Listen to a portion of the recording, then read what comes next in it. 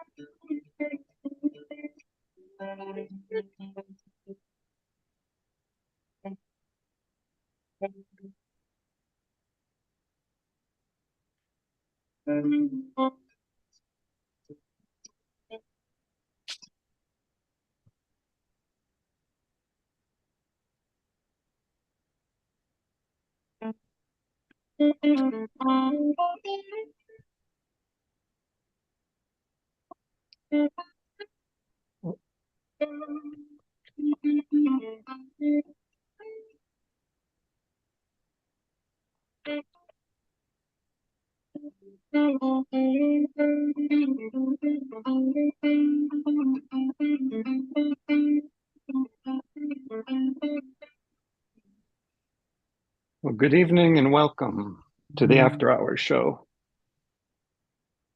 I'm Joe in Norway. I'll be your cook for this evening. I'm joined by Professor Ann Lee, a retired college professor and community member at the Daily Kos. She's a member of the National Council of Independent Scholars and is a contributor to the book, The Political Economy of Art, Making the Nation of Culture. Evening, Ann. Hey there. Busy week. Very. Again, we're going to maintain focus on the Levant here on the dinner table. We'll get into some details about the ongoing genocide in Gaza. But I thought, so this will be a first two-parter for me. This dish is a traditional Palestinian dish called maftoul, and it's basically like a type of couscous. They're round pellets. Sometimes it's called Israeli couscous, kind of co-opted version of the native dish. They're bigger, aren't they? And they're bigger. The difference between couscous, maftoul, and Israeli couscous is made from durum semolina.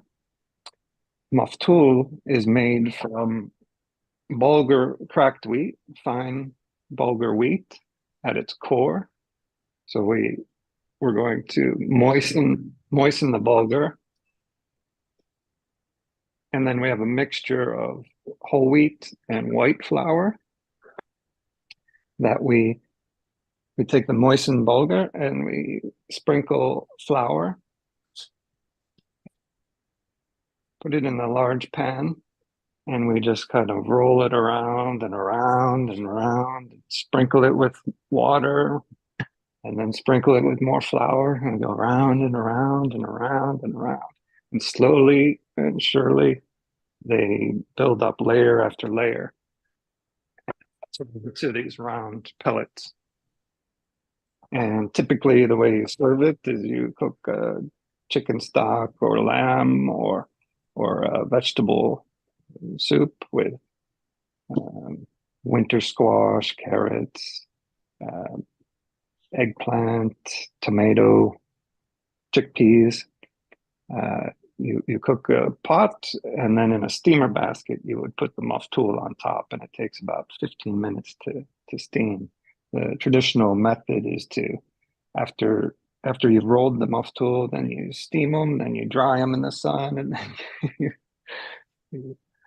reconstitute them, and it's a bit of a process. But we're going to do the first step tonight. We're going to roll them out. Hopefully, I'll get uniform granules, and then next week I'll make the full dish then with it after it's been dried. So I'll commence to getting this going. If you'd like to cover what you wanted to speak on What's I'll happening in the Ukraine, I guess. we're going to begin with the Ukraine, come back to you, and then a couple times perhaps, and then well, I'll rant a little bit about Sam Bankman-Fried, now a felon. Anyway, so I guess I should start here. Let me see if I can get this rolling.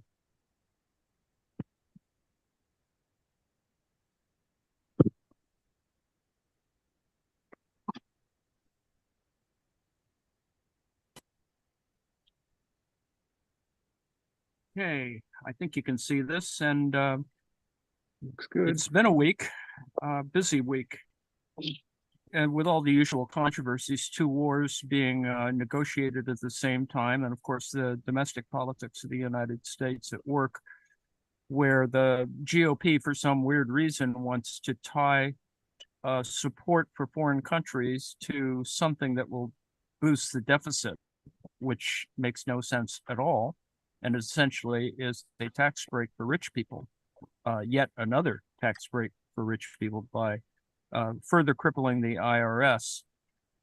Crippling the IRS doesn't stop them from doing it. These guys just don't seem to get it. But anyway, so aside from the domestic issues, including, of course, the election of a new speaker who has quite a interesting sort of background relative to certain types of the sort of Christian theocracy. But aside from that, the war in Ukraine is continues. I think that they've been preparing for some issues with American domestic spending, but and generally this is one of the last for a while major monetary procurements in the American budget for actually both combat areas, Israel and Ukraine. The support for Israel is complicated and has so many contradictions built into it. Today, the Israelis claim that Hamas was using an ambulance, and so they bombed an ambulance. It just sad to say, it makes no sense to me that they would. Well, first of all, that they would admit it.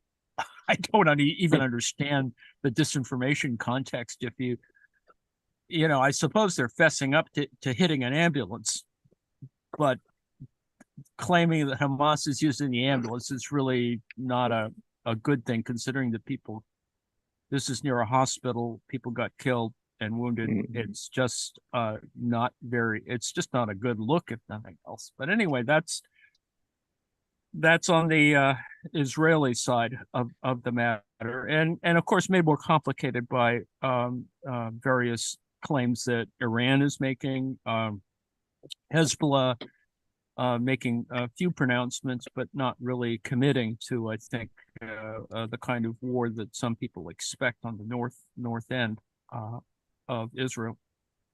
So in Ukraine, the fighting has generally been the same. Now, lest you think that this is boring or inconsequential, hundreds of vehicles have been destroyed in a very singular kind of 2-week action near Avdiivka, which is near Bakhmut, which is north of Donetsk. And yes, I know, maybe I should show a map. The point is, this is a little area that the Russians refuse to give up and are sending, again, more conscripts into the fight. We've discovered that Wagner still, those members of Wagner who decided to join the Russian Ministry of Defense to become members of the Russian army are back in charge of this particular region. So command structure is pretty much the same, and apparently their approach to fighting is the same. So last week I told you that the Russians had essentially taken the top of a slag heap.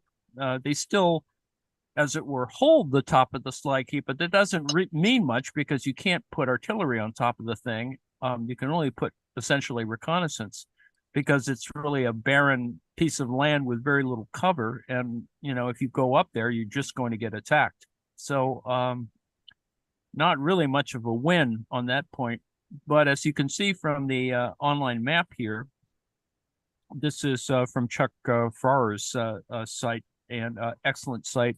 Farrer is an ex-SEAL Team 6 commander, and does some really excellent maps. The maps usually include the multiplicity of actions in a single space, at least within a 24-hour period, or at least within a couple-hour period. I think it's well updated and has lots of little details. So I recommend that site to you for fairly detailed single look sort of maps. They're not the big kind of maps, but I've now gone back to, and they're now more available online, is geolocated action maps. So you can actually see a lot of what people do record in action on both sides. Needless to say, there's a lot of disinformation you have to sort of wade through. How old is the image? But you have video from sort of first person kind of views of drones coming in and attacking targets. And what's useful, of course, is they are geolocated, so you can actually see where the thing happened and corroborate whatever action occurred, and also the time stamping of these actions. So there's a lot of data out there, and I've begun to incorporate it a little bit more into my stuff, but you have to sort of double check whether the geolocation numbers are good, and who's actually sending the information, and whether it's framed in a variety of ways. Because often, and with respect, the disinformation that we do get is musically accompanied. So if you want sort of heavy metal music, usually you get heavy metal music as the drone comes in and hits the vehicle. So and there's some very grisly ones, of course, where and what's interesting, of course, is that they use multiple cameras, so that you actually have a camera for point of view while the drone is hitting. So they cut back and forth, and you can actually see some of the results. Some of them are quite grisly relative to hitting personnel, and so I don't usually include that in the things that I put up. I try and avoid that, but it is interesting to see that there is a fair amount of detail that of what's going on. Anyway, back to losing a whole bunch of vehicles. The Russians did go through about 200 vehicles in the last 2 weeks. That's a lot, considering that there are thousands of vehicles that have been lost on both sides. But the Russians, the ratio is relatively 2 or 3 to 1.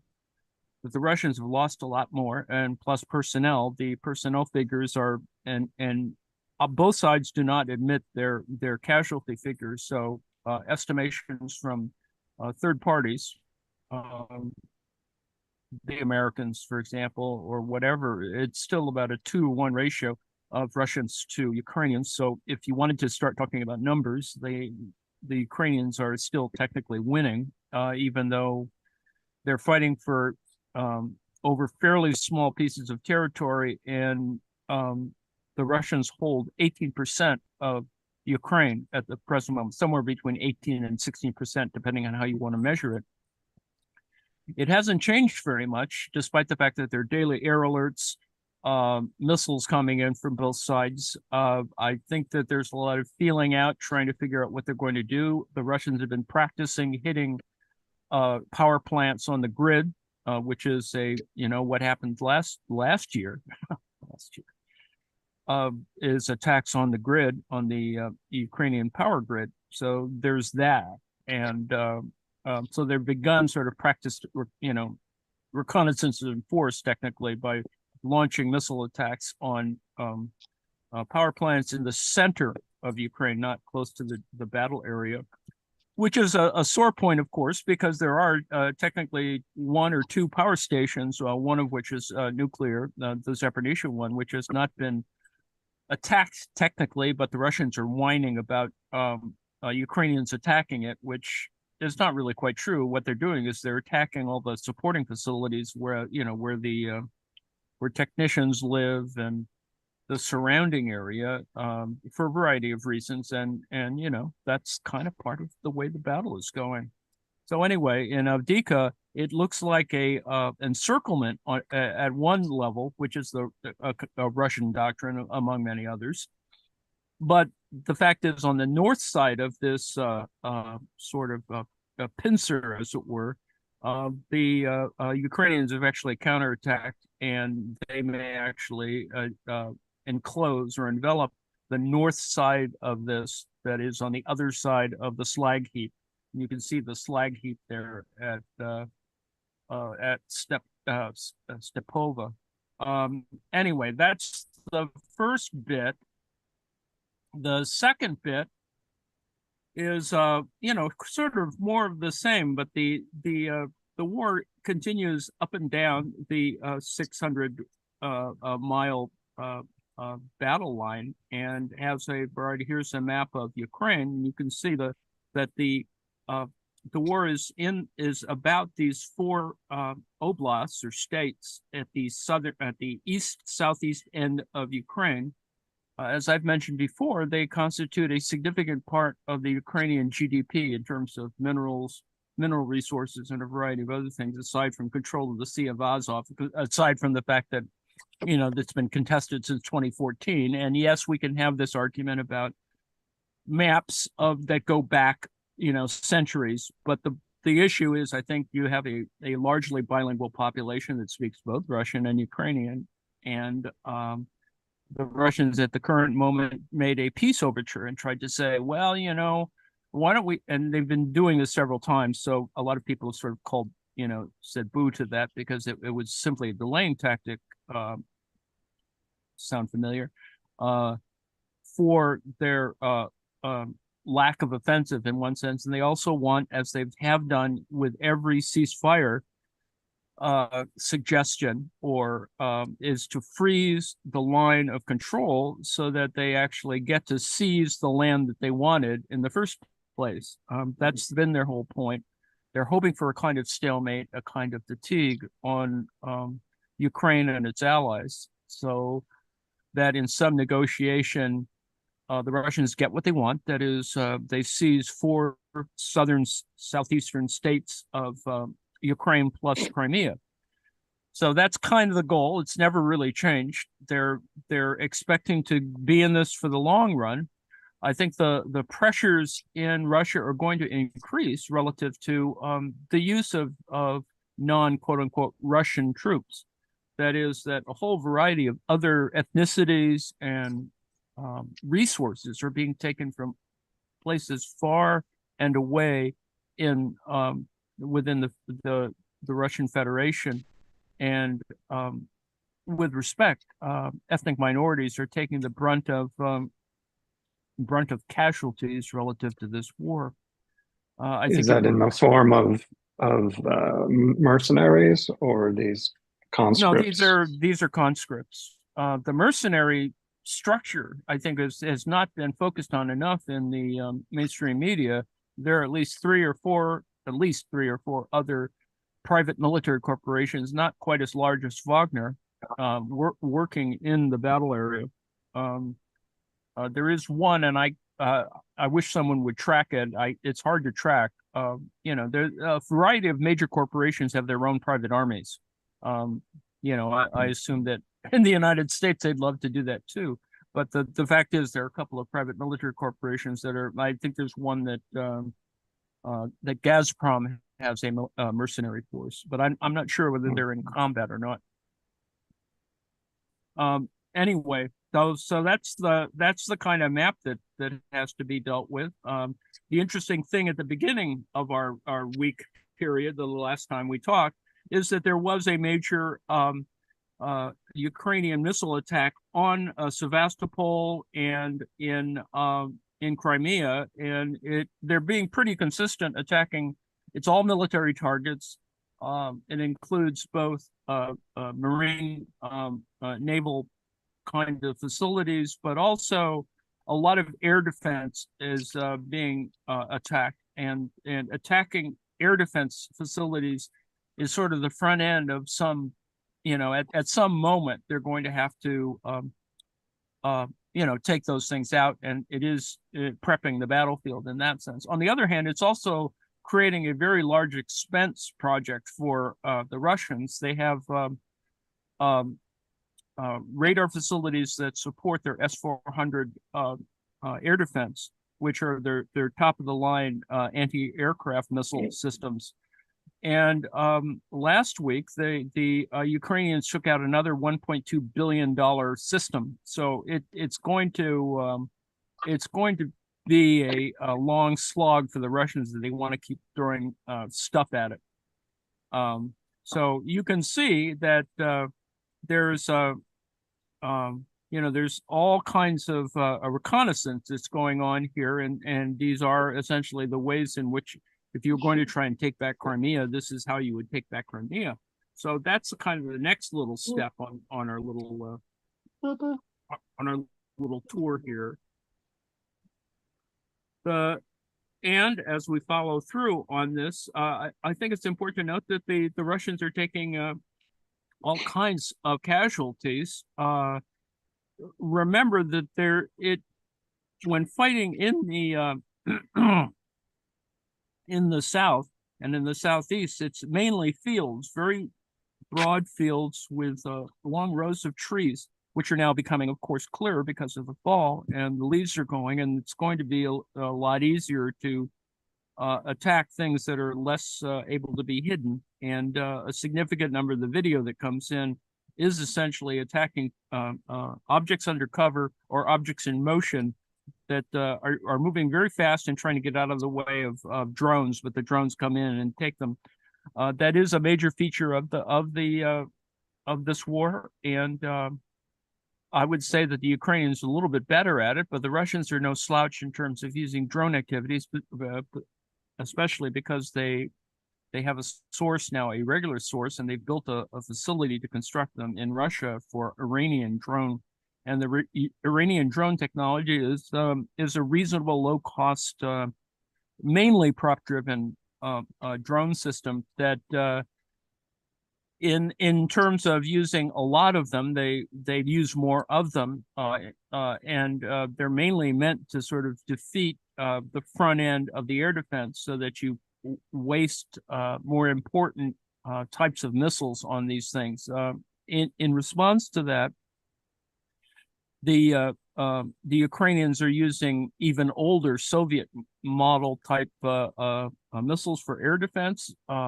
The Americans have transferred Hawk missile systems, which are vestiges of the Cold War for air defense. So they're all there until that moment when we actually have real air-to-air combat, which could actually happen fairly quickly relative to the training of F-16 pilots, which has gotten a little bit of coverage. They're being trained in a variety of places. On the one hand, the U.S. press emphasizes their training in states like Arizona. There's several training bases for that. But the reality is, of course, that there are several training facilities for F-16 pilots in a variety of UN nations, notably Romania, I think, has a training facility that they've been using for months. So the horizon on training for F-16 pilots is actually an interesting one. It says, they say one thing in the press, but I think that they're probably going to be ready a lot sooner than later relative to training the Ukrainian Air Force. One assumes that during the entire period, they have been training in a variety of sort of sub-rosa conditions. Now, on Halloween evening, Avdika had a lot of missile activity. And you can see the difference in this Chukfar map, that there's a tremendous amount of missile attacks during the period across a wide grouping of area. It does look, because of the pink area here, that they're being enclosed on, but it's really not the case. There's this is a fairly complicated area, and what's more interesting ultimately in the big picture is the fact that this is really close to Donetsk, which is, you know, the capital technically of one of the separatist states. So I think at some moment it's not going to be necessarily a ground attack, but one that you'll see a lot more missile attacks. Missile attacks up till now in Donetsk are highly targeted and strategic, with partisans doing the targeting. So occasionally someone will go to lunch and their, you know, cafe will blow up. You know, that kind of thing has happened a couple of times. People need to just be careful about turning on their cell phones, but that just seems to be a kind of hazard that comes with this war.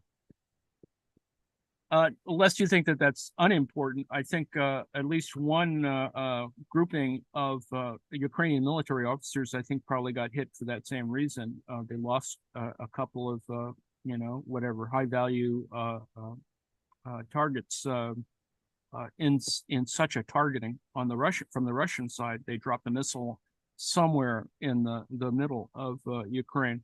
So anyway, that's the kind of the shape of the battle area. You can see where Avdiivka sits relative to the Oblast of Donetsk, which is they want the whole thing. The Russians want the whole thing. It doesn't appear as though they're going to get the whole thing. In a series of new attacks, the later area here has had they've lost almost 100 vehicles to the southwest. Remember, this is a very fluid area, and there's troops all along this area. And I think we'll see some probably more interesting activity. There's a large nature preserve in south of the Dnieper River, and it interests me whether that has or will become part of the future counteroffensive plan. Probably not, but it's sort of interesting to speculate on how the war is going to continue. I probably yacked enough. How far are you along there, Joe? If you close your share for a minute, I can show you where we are. Sorry. There we go. So we've got a big pan of slowly zoom in. Granules are slowly getting bigger. Haven't quite worked out I probably don't have the patience for making them all uniform, but if you get clumps, you can just grind them a little bit like that to break them up. We'll put a little mixture of olive oil and water, and then when we've got enough moisture on it, add some more flour. We don't want to put too much water because then it'll clump up too much.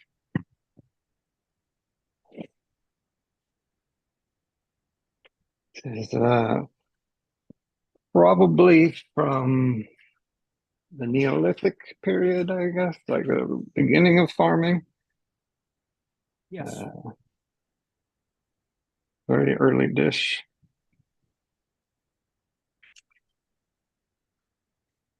During the austerity times, during the post-foundation of the State of Israel, the idea of Israeli couscous came about, probably as a direct influence of maftoul. Obviously, what I'm doing is extremely arduous and time-consuming, but some Israelis, I think it was Ben Gurion, had somebody focus on they had to deal with an influx of about 700,000 Jews from around the world coming into the country, and there was austerity measures, rationing, and all that. So they created. There was a rice shortage, and they needed something cheap and filling, and they came up with this pasta, round Israeli pasta. First, it was orzo, basically like the Italian orzo pasta, but then they quickly changed it to the round granules like maftoul.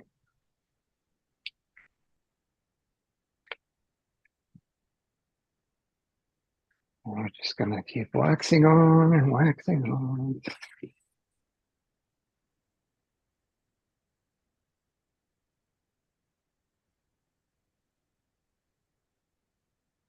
So in the middle, we've got a granule of cracked wheat, bulgur, and then we just slowly build up layers of wheat on the outside.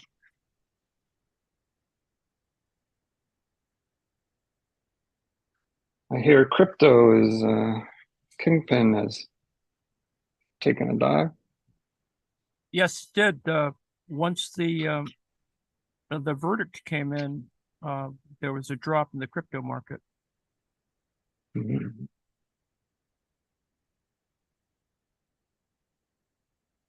Harsh asked the question, do you think the end game will be like Donetsk and Donbass region with prolonged war with no end in sight? Wondering about U.S. aid to Ukraine. Is it just U.S. removing their order arsenal and supporting military-industrial complex, or do they have any string attached for UKR? Well, that's an interesting question. I think from the question is, of course, that it's front-ended about transfers of military hardware. Some of the money that gets transferred is essentially the equivalent of military hardware that already exists that's sitting around in inventory or in storage or pre-positioned in Europe that's being transferred to the Ukrainians. So that's one aspect. There will be, of course, strings attached to I think that the Ukrainian military-industrial complex, and it's rather significant relative to the pre-independence sort of situation. Remember that the significant number of nuclear missiles were sighted prior to the Budapest agreement, or Bucharest agreement, whatever. And the end game, what the Russians' version of the end game will be to try and freeze it back to 2014 borders. And I don't think that they're going to be able to do that relative to the UN, assuming that the UN is going to be actually, the longer it goes, the UN is going to be more receptive to putting in a kind of ceasefire. Well, my hope is that the UN will put in a ceasefire, demilitarized zone that backs the Russians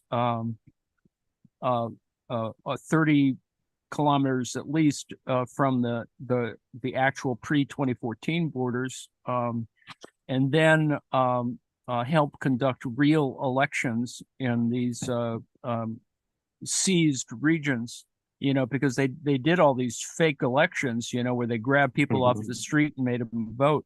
I think part of the post-war process is going to be, and I would hope that would be what ultimately occurs. And at some moment, depending on the quality of the global economy, and of course other parties like China, et cetera, taking a hand in this, is trying to force Russia to agree to some autonomy for these regions, and not as these four regions, and not as satellites or puppets of the Russians. Now that's going to be a really important problem. But they've already depopulated the area and stolen children and done all kinds of crazy crap, and of course the Crimea is even more of a problem, because there's a whole thing about Crimea that needs to be sort of worked through. That I think the Russians. Ports?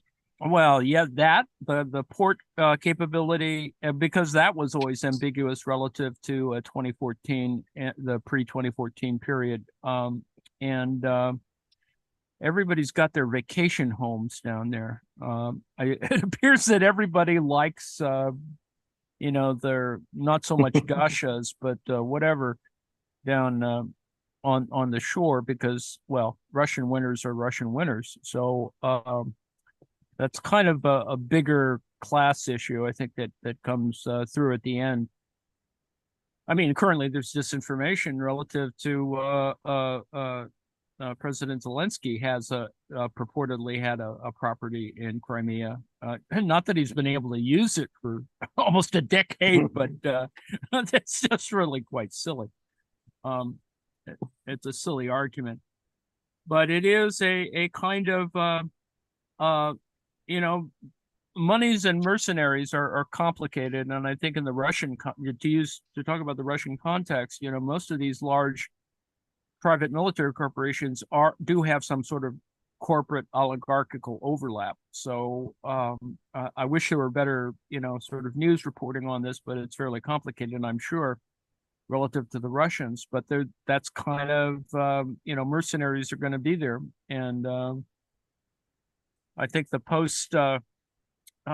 this post-war period, whenever it occurs, is going to have those kinds of complications. Notably, also the son of Prigozhin, the guy who got shot down or blown up in his airplane.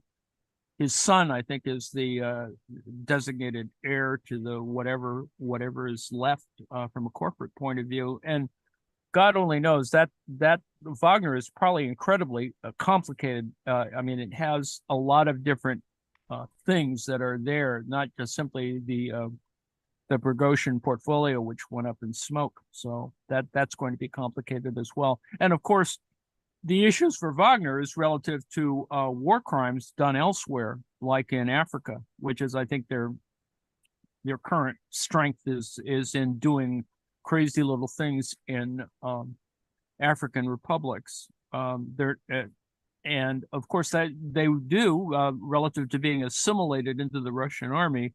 They likely still have some connections to the former corporation, whatever that is. But there's not a lot of news on it, and I hope that we'll get more news either from sort of third party or independent reporting. I think that's I hope I've answered everything for Harsh. Should I get back to it? I think yes. Joe, I think Sounds good. Yes. Well, I'm gonna yammer for a little bit on Sam Bankman-Fried. Let me close up by saying several Su-25 tactical close air support bombers have been taken out in the last week. There's still plenty in the Russian arsenal, so it's not like they got another 100 something or so to use. But the Ukrainians are getting probably a lot better in terms of air defense and the Russian close air support. It also comes from the fact that the Ukrainians have some too. They didn't have as many, of course, and they've lost a whole bunch.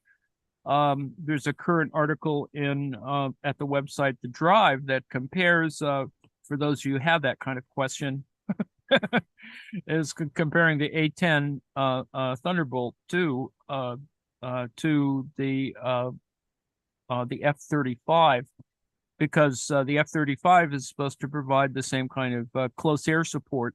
Technically, I don't think anyone's going to do that. The F-16 is going to do all of that work in whatever coming struggle there is, considering how expensive the F-35 is. And in fact, that's why all these F-16s are being transferred, as well as the Su-29s from former Soviet countries, to the Ukrainians, because this is just new inventory and this supports the U.S. military industrial complex. There are technically 3 versions of the F-35. One that technically replaces the Harrier jump jet that has a vertical takeoff capability.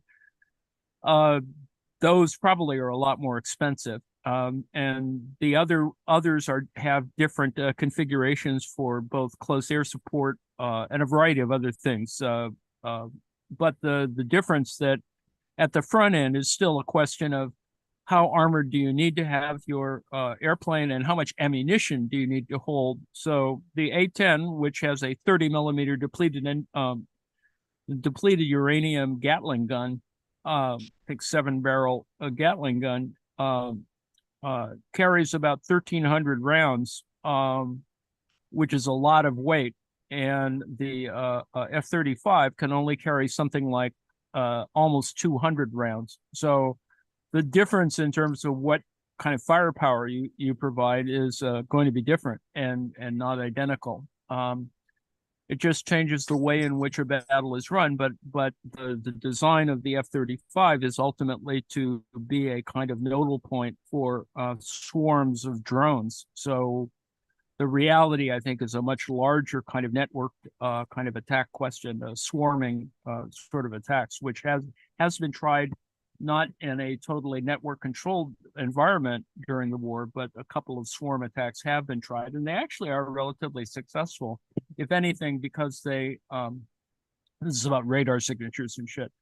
They do confuse the response, so that whatever your foe is, they're going to at the initial outset maybe misallocate weapons so that you're taking out a couple $1,000 drone with a $10,000 missile or whatever. So that's the kind of issue that goes on there. That's my little closing thing on that.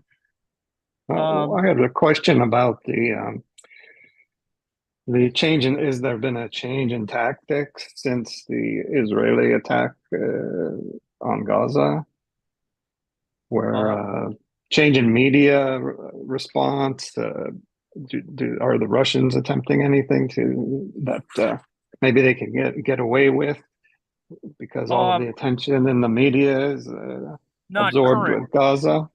Not current, but it is more interesting this week that there's a tremendous American sort of drone air surveillance over Gaza. I mean, it's mainly to track American hostages, but it is interesting how there's a lot of that still in the region. On the one hand, the Russians are just simply supporting in a variety of ways. Lavrov spent a little time down there recently. They're just they're keeping their finger in this sort of thing, but they're trying to let Iran and Hezbollah sort of do whatever they're going to do. The ground attack appears to be sort of inching forward and then retreating, so that you have slight brief incursions on the ground, and then supported by air, and then with quick withdrawal. So they're kind of inching towards the center and essentially trying to cut off Gaza City. They have, I think, one movement coming in along the shoreline and one coming in from the east. The Israelis have lost. They have 23 soldiers killed so far. They don't talk about that very much, but Israeli soldiers are dying in this conflict. How they've died is sort of interesting. That's not been discussed very well, and I'm hoping that there'll be better details about how these are happening, whether it's ambushes or missile attacks, or I would assert that it's probably ambushes or sort of reconnaissance teams getting trapped, stuff like that. I think that's probably their main issue.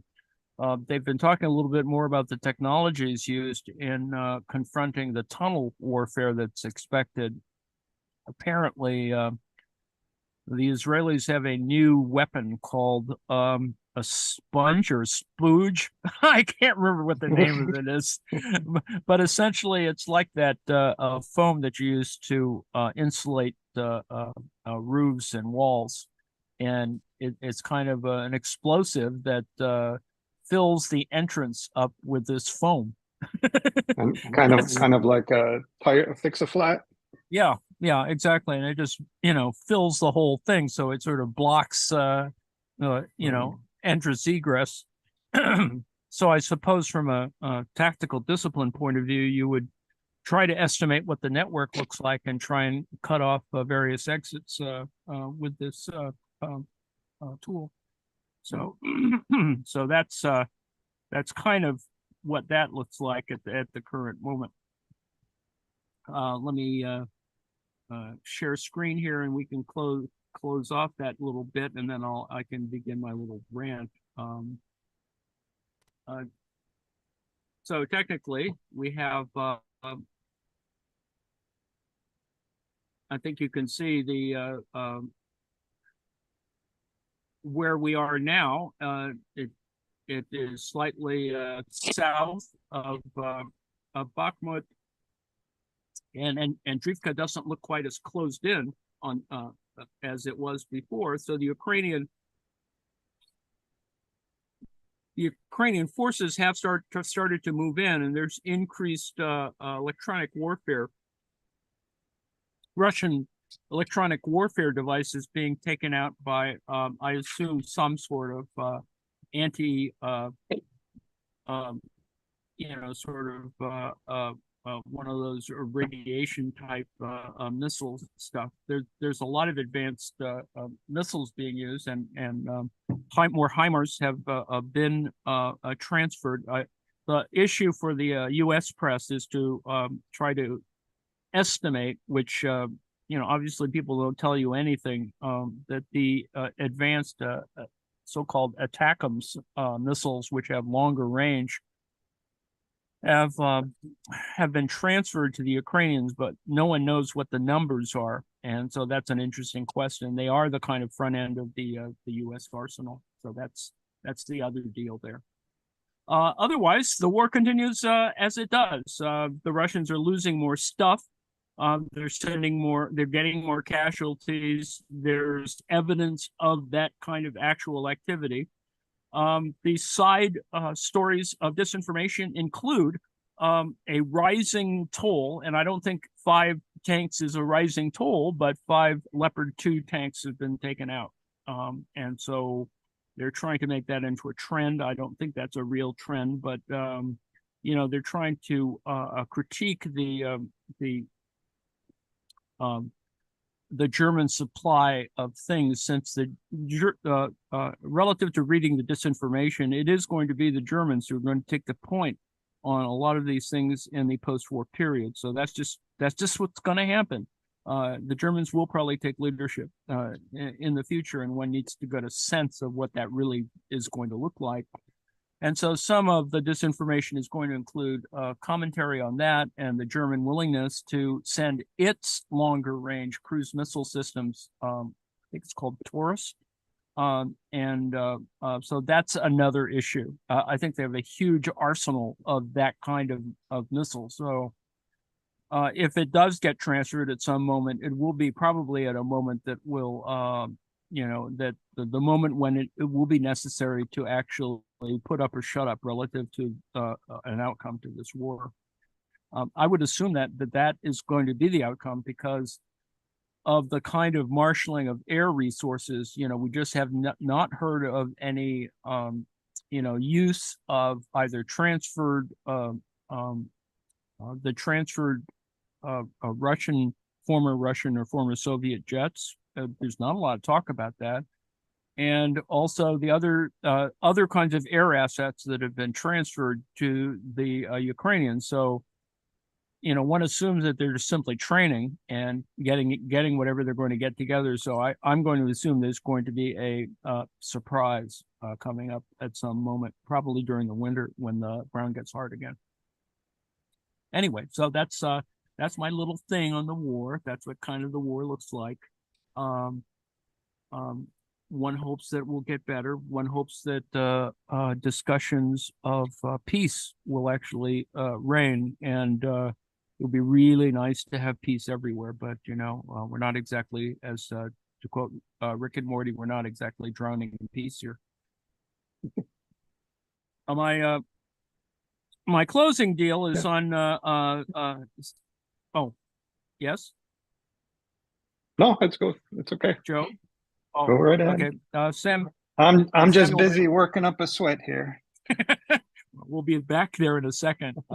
Samuel Bankman-Fried is the founder and CEO, former CEO of FTX, and it's not necessarily bait and switch. It was simply that he got he made a lot of money. He built up a lot of capital, but at various moments he got into a sort of kind of strange little habits, things that probably go when you have a lot of money.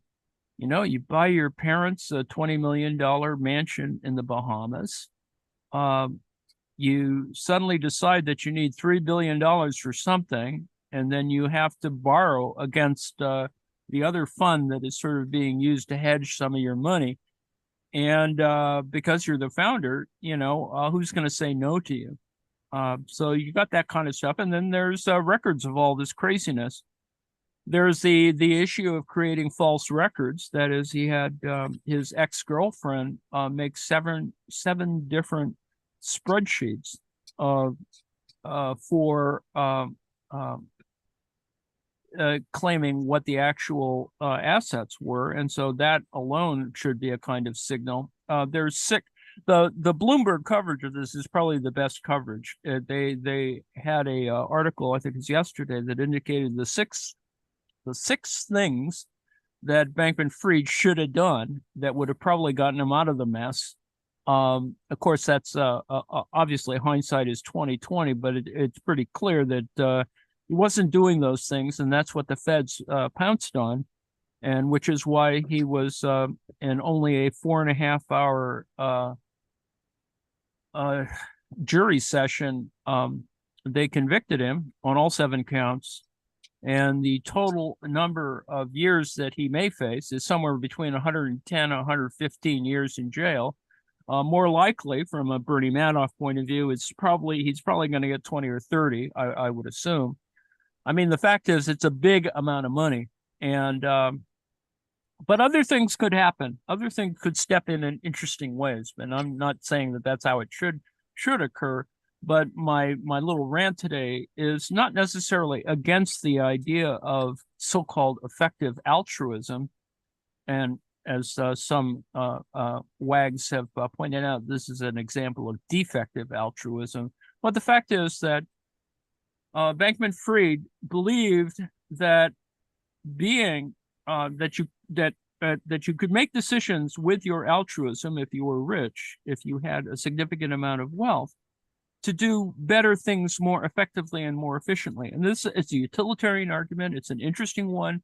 I think it works for some things in the short run, but not for all things. And the kind of universalizing of such an ethic is incredibly problematic under capitalism, because that's not how capitalism operates. Capitalism operates because you have other kinds of surpluses or accumulation that occur that can be good and bad at the same time. And that's the issue, you know, particularly if you're working in Silicon Valley, because not only are you developing interesting tech, but some of that tech goes into other things and is part of a much larger network, a web, as it were, of other, for example, defense-related things. So the same technology that you're using in a lot of consumer electronics resembles and is made in the same factories as the same kinds of equipment or technology that is going to be used in advanced telemetry for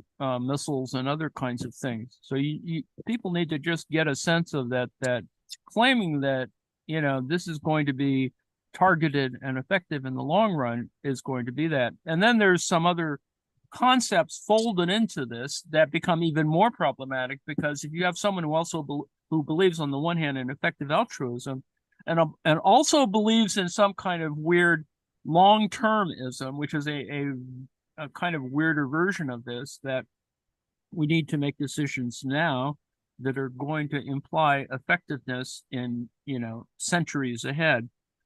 That's kind of interesting. It's interesting second guessing. It is as though you could predict long waves, and you can't. They are long waves, but they're long waves for a variety of reasons, and not always one reason or even one set of reasons. So you need to rethink what your faith is in certain decision-making processes, and be concerned that you are justifying it as opposed to rationalizing an entire set of actions, which is exactly what Sam Bankman-Fried did.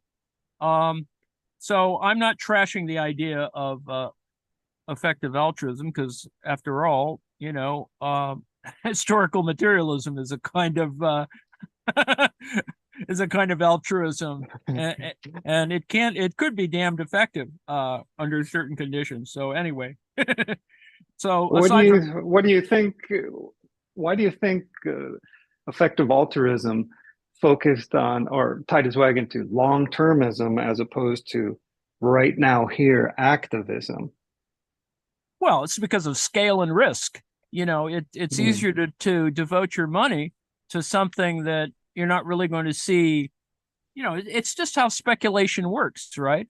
Mm. You just sort of invest for the long run, and and somebody convinces you that your decision on this particular idea or technology is going to be great, you know uh and that's not always how it works. Often and particularly in certain industries like in medicine, etc., certain things are going to work Mm. and other things are not going to work at all, or are going to work in incredibly problematic ways that may suggest that you want to, that it's going to get better, but there's going to be a lot of short-term awfulness, like the guy who Mm. only lasted 6 weeks after the implant. And I'm not, trashing entire philosophy this way, and this is, probably a straw example, but the guy who had the pig heart, only lasted 6 weeks, right?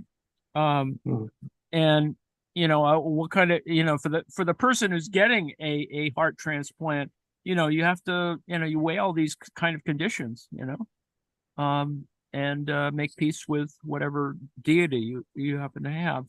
I presume that's all the issue of what counts as experimentation in the long run. The problem is a question of scale. At the front end, this looks like a kind of gold rush, and effective altruism has about $46 billion behind it. So, a lot of people have extra cash to throw around, and this is kind of how they're throwing it around, which can be a good thing from in terms of supporting technologies. But on the other hand, can we really afford to have 3 different space plane private corporations? I'm not trying to control the market. I'm just saying, I don't know if that's the wisest use of money or technology. Because you can promise on, I'm a big fan of Virgin Galactic. I mean, the idea of intergalactic headquarters is a big thing for me, but the reality is a little different.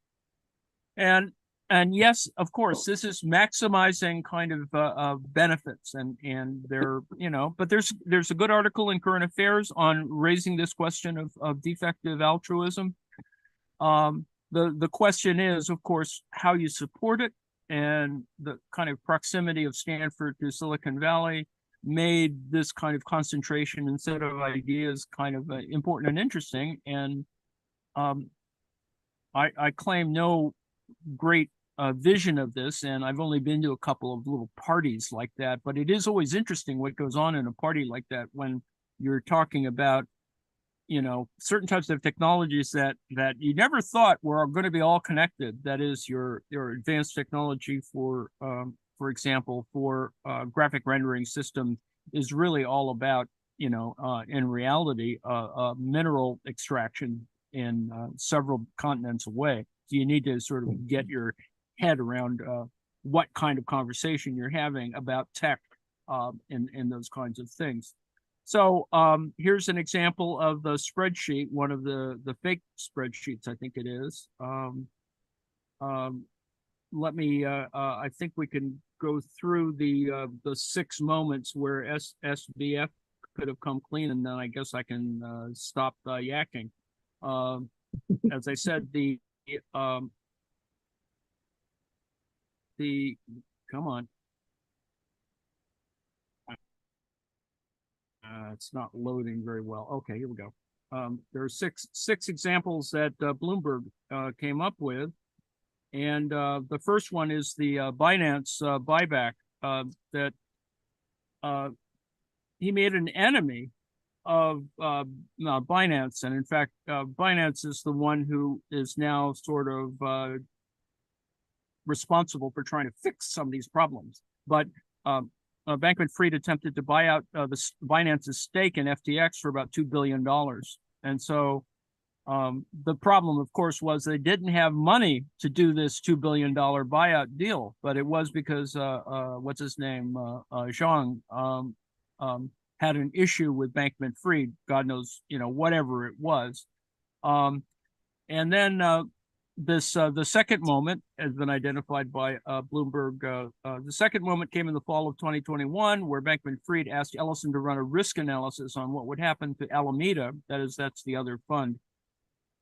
If he spent $3 billion on investments, and that under stress, the Alameda could risk going bankrupt, and spending $3 billion would just be a bad idea. But they went ahead, and it is sort of FTX customer money that was being used.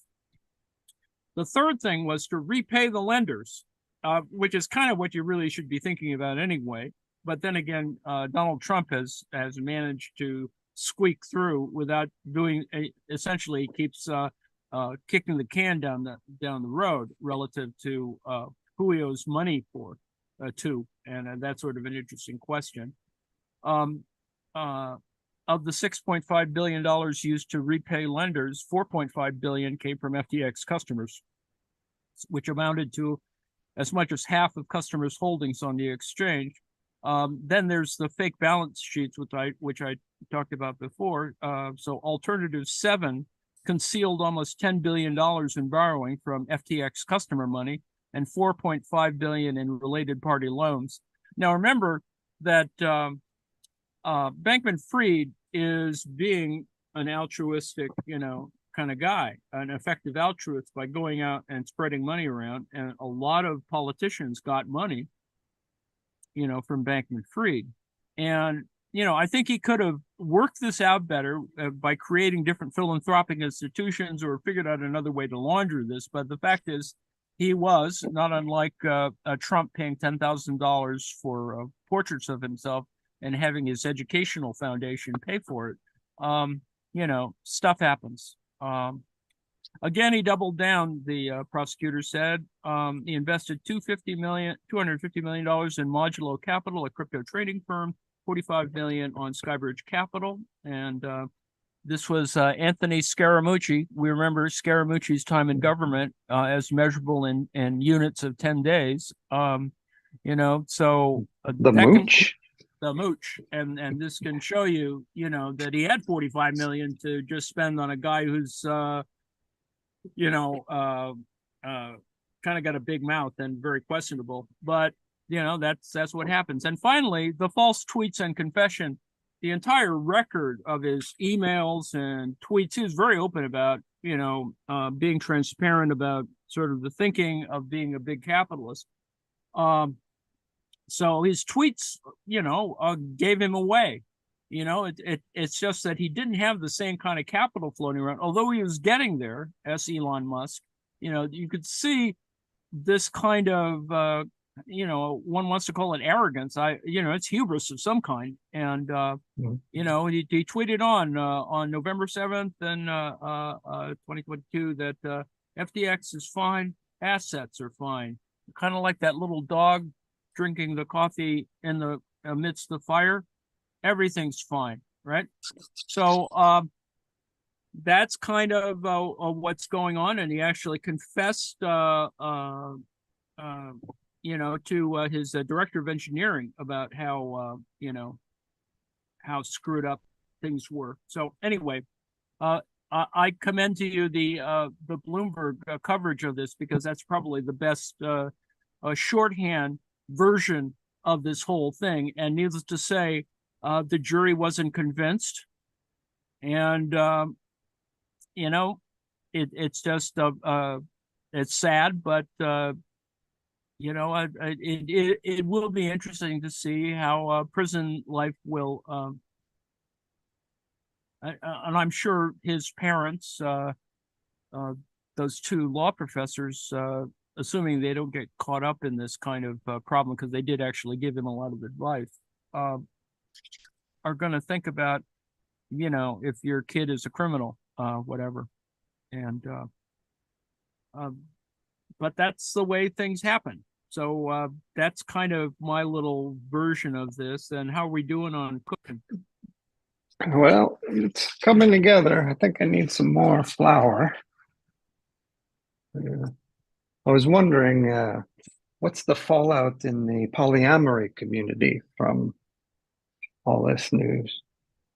That's an interesting question. I don't know. but it is there's a kind of lifestyle that comes with all that money, and I don't think it's any different, Caligula or whatever, when you get right down to it. It is kind of unfortunate, but that's kind of that's just what wealth provides, I would assert. That's the Perks.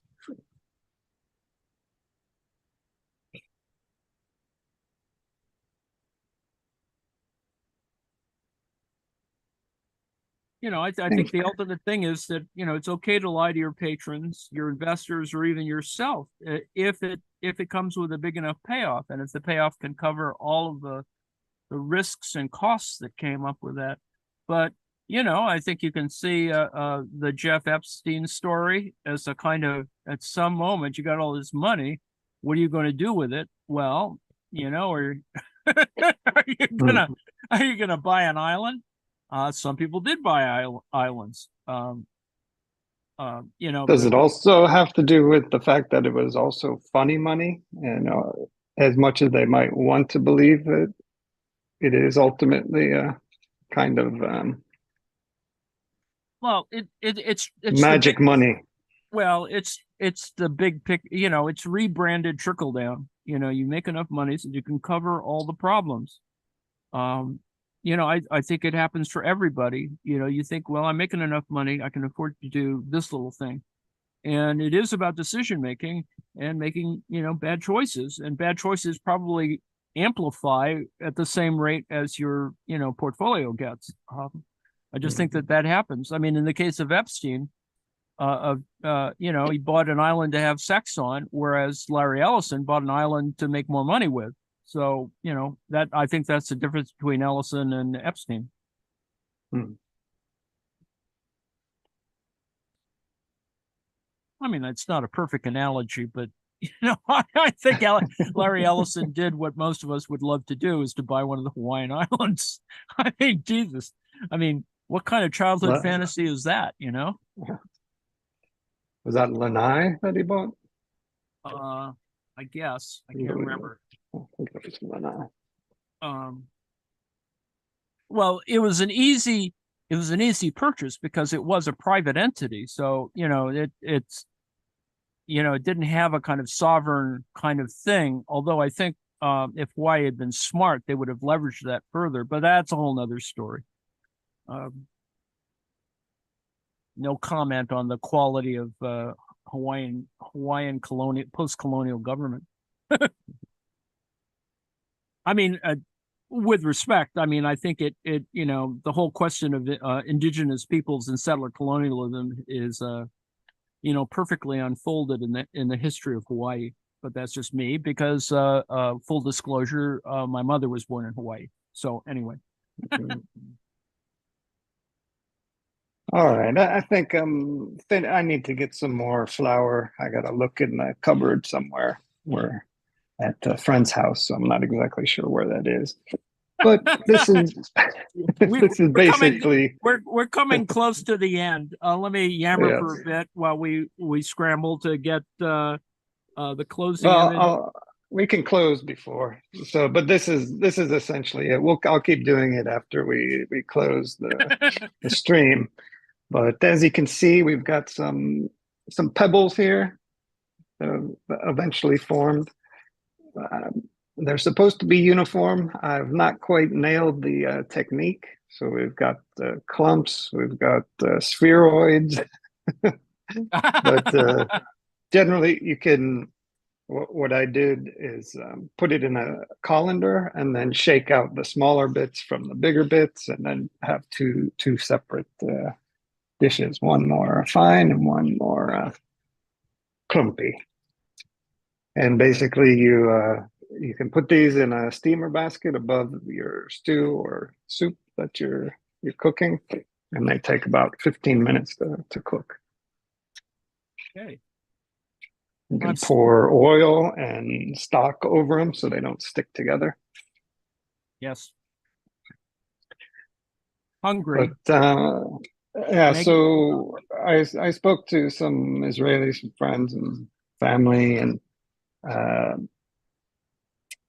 one friend runs a farm, organic farm in the north of Israel, and there has been an unintended consequence of the attack from Hamas, in that it's dramatically affected the agricultural sector.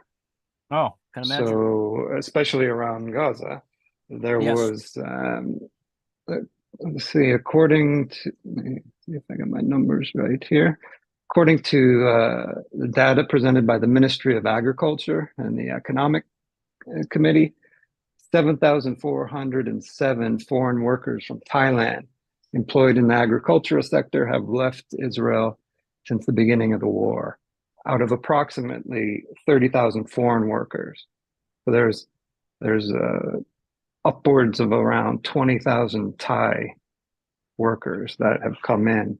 So in case anybody's not aware, Israel pre-Oslo Accords, Palestinians from the West Bank and Gaza could work in Israel for a better wage and take the and live in the West Bank or Gaza. During the Oslo Accords, there was constant fighting, and Israel closes off the West Bank and Gaza whenever there's a suicidal bomber or any kind of attack, significant attack. And during those times, they started to import foreign workers from Thailand, various other countries. I think when I lived there, there was some Africans from West Africa, in addition to the Palestinian workers.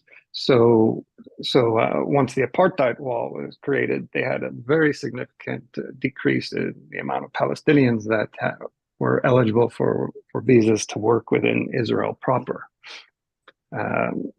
So thus, Israel's heavily dependent on foreign workers from developing nations to do the menial labor, whether that's in agriculture, what else?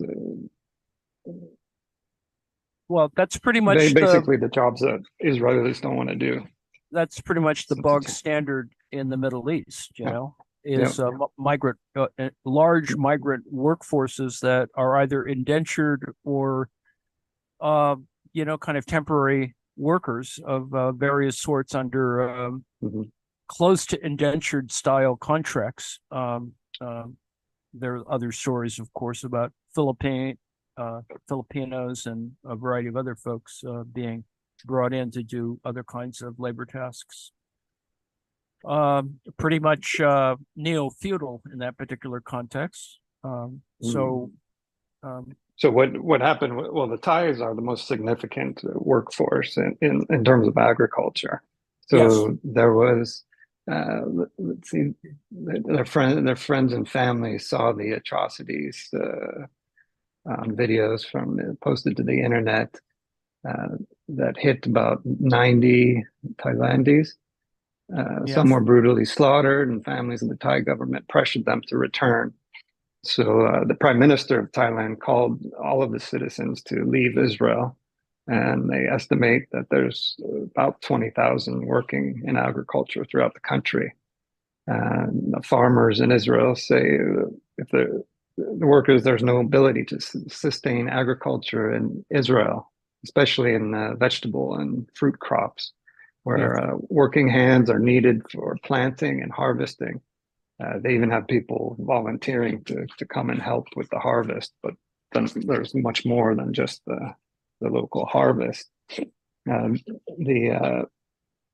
the Ministry of Agriculture has tried to convince foreign workers to stay with a grant of 2,000 new Israeli shekels, which I think is about 680 bucks US dollars for the risk of being blown to bits. Blown to bits. That's right.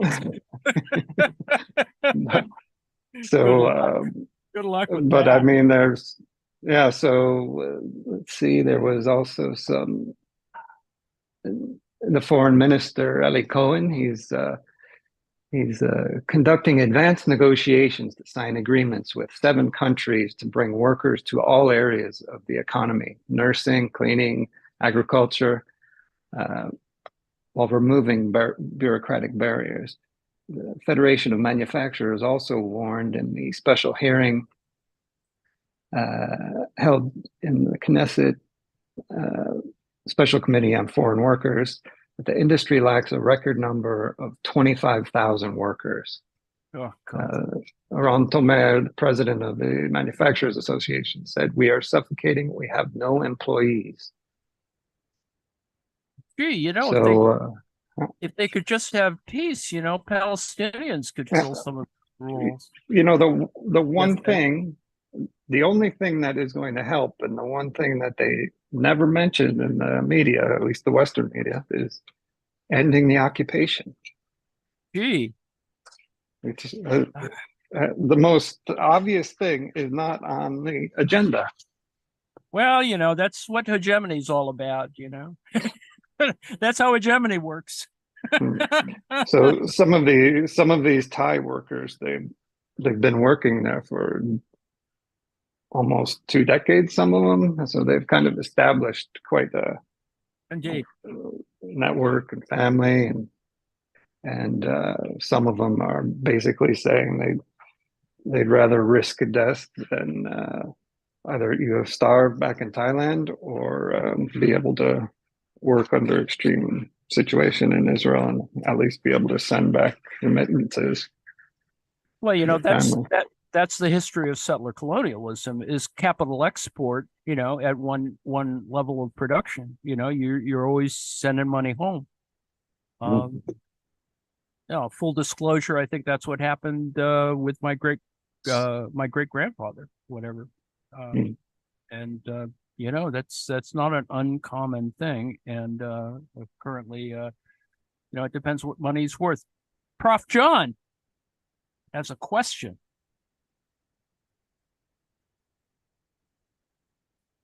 John, might have to allow him to unmute. Unmute him. Bloody hell! I will do this. Let's see. I might be able to get it here. Yes. Hello. There we go. Welcome. I had a question, just going back to the Sam Bankman-Fried story. You mentioned that one of his businesses was called Alameda. Is that where they keep the nuclear vessels? The nuclear vessels. Yeah. No, it's where the Mythbusters, screw up things, do all their stunts. Okay.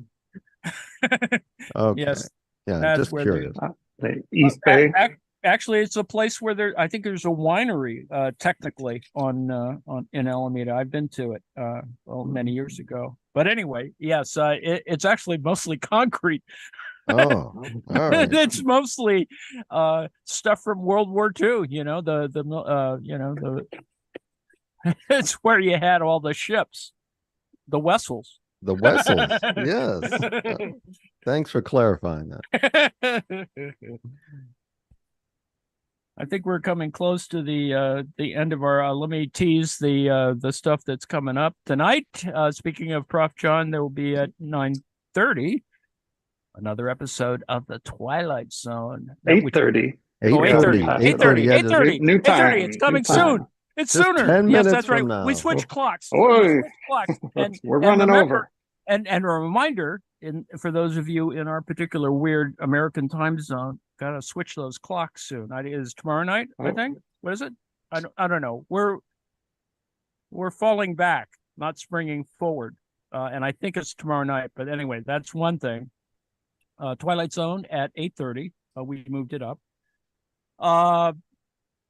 Other things will include, are we going to have a Venture Brothers thing? We went through the whole deal. Is there going to be midnight safety tonight? I'm not quite sure. Hench is not here, so something will happen. We'll be here. Crazy stuff will happen. It's on the schedule, the late night safety meeting. Yeah, I haven't heard the word from him, so I'll just assume that it's going on, but maybe we'll see. I mean, there's plenty of Venture Brothers to watch, even though I think he got to the end of the whole series, which is great. I mean, for me, it was just good to see it in a coherent kind of narrative. Tomorrow is writing workshop in the afternoon. We have no Valley Vox tomorrow, so at 6 p.m. There will be Dis and Dat information. We have a evening musical session that will come up that Cameron will be running, which allows us to share our more amusing kind of music. And yes, it's a wide range of things, and I may actually you'll have to suffer through 12 minutes of Stockhausen. Or something else, Edgar Varese or something. Well, that's just me. And on Sunday is Hammer and Sickle in the afternoon, 2:00 prior to remember, I think it's a clock shifting thing, but we'll be here at 2 p.m. And daylight savings, I assume. 3:00 is Weekly Marx, where I will yammer further on the economic and philosophical manuscripts of Marx, 1844, and we're up to the end of the first manuscript. How exciting! I know. I would just like to add, I haven't put it on the schedule because I'm not sure exactly what our schedule is for tomorrow, but I'm watching a couple of sled dogs here out in the countryside, and we'll be taking them for a long mountain hike tomorrow, and I'll stream that for anybody interested. They're so cute. Beautiful. They're such cute puppies. Well, they're actually one's a pretty big dog. They're quite big. But they are so cute. And on wait, I correct that. They'll take us for a walk. Indeed. They're powerful. On Sunday afternoon at 5 is more Columbo, and that will be very exciting, exciting activity. On Monday will be sports will be occurring. Writing earlier than that at I think 7. At 6, prior to that is more Dis and Dat, where I will yammer further on other things. So 6:00 Dis and Dat, 7:00 writing workshop. 8:00. What's at 8:00 on Monday? Yes, Chat GPT fun and loathing with Chat GPT.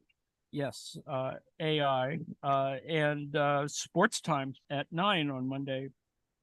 Interesting stuff. Last week they graced us with the episode of Doc Ellis pitching an entire game on LSD. That I hope we have something equally as amusing as that. That will be very exciting. And other things that you can come to the autonomouscollective.net, join us, come enter via Discord. We don't bite much. We're a size that can continue to expand, and we're going to expand our coverage further if we can sort of get our act together. Slowly but surely.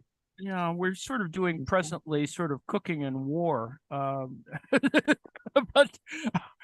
we'll probably get past that at some point. But hopefully one of these damn wars will end, and so that's the current thing that we're doing relative to YouTube. But I think we're going to do expanding things further if we can become more amusing, and I think that's the bit that we've done here.